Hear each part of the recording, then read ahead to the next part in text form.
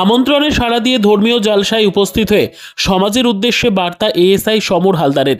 আমন্ত্রণে সাড়া দিয়ে সুতি থানার নবনিযুক্ত ওসি বিজন রায়ের পক্ষ থেকে প্রতিনিধি হিসেবে ধর্মীয় জালসায় অংশগ্রহণ করলেন থানার এএসআই সমর হালদার। সোমবার রাতে সুতির খানাবাড়ি গ্রামে এক ধর্মীয় জালসায় প্রতিনিধি হিসেবে এএসআই সমর হালদার অংশগ্রহণ করেন। পুলিশের পক্ষ থেকে সমাজের প্রতি বিশেষ বার্তা দেন তিনি। সুতি থানার এএসআই সমর হালদার বলেন, আপনাদের এত সুন্দর একটা পরিবেশ, যারা এই আয়োজন করেছেন আপনাদের অনেক অনেক ধন্যবাদ। কারণ ধর্মীয় আলোচনার মাধ্যমে অনেক কিছু জ্ঞান অর্জন করা যায় এবং সঠিক দিক নির্ণয় করা যায়।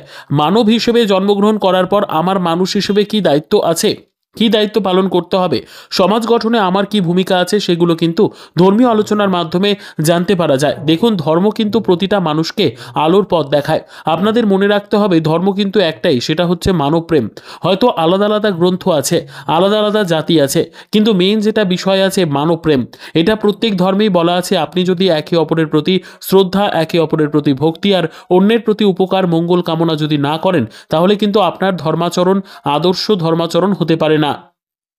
আমার নিজের ধর্মের প্রতি যতটা শ্রদ্ধা থাকবে, তার চেয়ে দ্বিগুণ অন্য ধর্মের প্রতিও শ্রদ্ধা থাকবে। কারণ সৃষ্টিকর্তা একটাই। হয়তো আমরা সমাজ ব্যবস্থায় আলাদা আলাদা ভাগ করে দিয়েছি, আমরা বিভিন্ন জাতিতে বিলং করি, কিন্তু আমাদের পরিচয় আমরা মানুষ।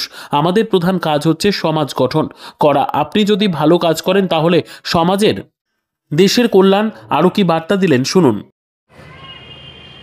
আপনাদের এত সুন্দর একটা পরিবেশ, যারা এই আয়োজন করেছেন, আয়োজনকর্তাদের অনেক অনেক ধন্যবাদ। কারণ আলোচনার মাধ্যমে, ধর্মীয় আলোচনার মাধ্যমে অনেক কিছু জ্ঞান অর্জন করা যায় এবং সঠিক দিক নির্ণয় করা যায়।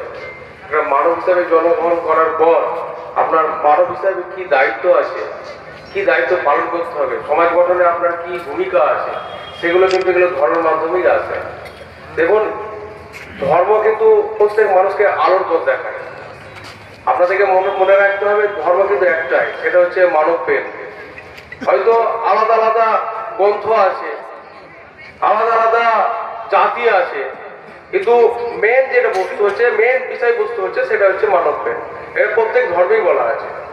আপনি যদি একে অপরের প্রতি শ্রদ্ধা, একে অপরের প্রতি ভক্তি আর অন্যের যদি আপনি উপকার বা মঙ্গল কামনা যদি না করেন, তাহলে আপনার ধর্ম কিন্তু ধর্ম আচরণ করা যাবে না, বা ধর্ম আচরণটা আদর্শ ধর্ম আচরণ হবে না। আমার নিজের ধর্মের প্রতি যেমন শ্রদ্ধা থাকবে, তার চেয়ে দ্বিগুণ অন্য ধর্মের প্রতি শ্রদ্ধা রাখতে হবে। কারণ সৃষ্টিকর্তা একটাই। হয়তো আমরা সমাজ ব্যবস্থায় আমাদের আলাদা আলাদা ভাগ করে দিয়েছে, আমরা বিভিন্ন জাতিতে বিলং করি, কিন্তু আমাদের পরিচয়, আমরা মানব। আমাদের প্রধান কারণ হচ্ছে আমাদের সমাজ গঠন করা। আমাদের কর্মের মধ্যেই আমাদের দেশের উন্নতি। আপনি যদি ভালো কাজ করেন, তাহলে সমাজের কল্যাণ, দেশের কল্যাণ। আমাদের সর্বোপরি যে মাথায় রাখতে হবে, সেটা হচ্ছে দেশের মঙ্গল। দেশের মঙ্গলের বাইরে আমাদের কিছু করার নেই। আপনি ব্যক্তিগতভাবে কত এডুকেশন হলো, আপনার কত সম্পত্তি হলো, সেটা বড় জিনিস না। আপনি মানব জাতির জন্য কি করলেন, আপনি মানব সমাজের জন্য কি করলেন, সেটা হচ্ছে সবচেয়ে বড় ধর্ম। আপনি কত পত্রিকা, আপনি কত হাদিস, কোরআন, কত পাতা পড়াশোনা করেছেন, সেটা বড় জিনিস নয়। সবচেয়ে বড় জিনিস হবে একটা জিনিস, সেটা হচ্ছে মানব প্রেম। আপনার মধ্যে, হৃদয়ের মধ্যে মানব প্রেম নিয়ে আসতে হবে। যদি আপনার মধ্যে মানব প্রেম থাকে, তাহলেই আপনার সৃষ্টিকর্তা আপনার কাজে খুশি হবে। তার জন্য প্রত্যেক মানুষকে বলবো, আমরা এক অপরে মিলেমিশে থাকবো, আমরা ভাইচারা বজায় রাখবো, আমরা কারো প্রতি কোনো রকমের বিদ্বেষমূলক কথাবার্তা বলবো না, বা এমন কোনো কথাবার্তা বলবো না যার কথাবার্তায় অন্য ব্যক্তি আঘাত পায়। কারণ কাউকে আঘাত দিয়ে হয়তো আপনি ক্ষণিকের জন্য আনন্দিত পেতে পারেন, কিন্তু সৃষ্টিকর্তার কাছে কিন্তু আপনি আদর্শ ব্যক্তি হিসাবে প্রমাণিত হতে পারবেন না। তার জন্য প্রত্যেক মানুষের উচিত মানুষের সেবায় মনোনিবেশ করা। প্রত্যেক মানুষের ধর্ম যে একে অপরের কাজে এগিয়ে আসা। বর্তমান সমাজে দেখেছেন, আমি এই ছুটিতে জয়েন করার যেটা দেখলাম, এখানে অনেক ব্যক্তি আছেন যারা ড্রাগ অ্যাডিক্টেড আছেন। আমি বলবো, যারা এই ড্রাগের নেশায়, বিশেষ করে হেরোইন, মাদক জাতীয় দ্রব্য যারা আছেন, তাদেরকে বলবো, তাদের পরিবেশ, তাদেরকে কিন্তু এগুলো কিন্তু আস্তে আস্তে ত্যাগ করতে হবে, তাদের মূল স্রোতে ফিরিয়ে নিতে হবে। এর জন্য কাদের ভূমিকা নিতে হবে?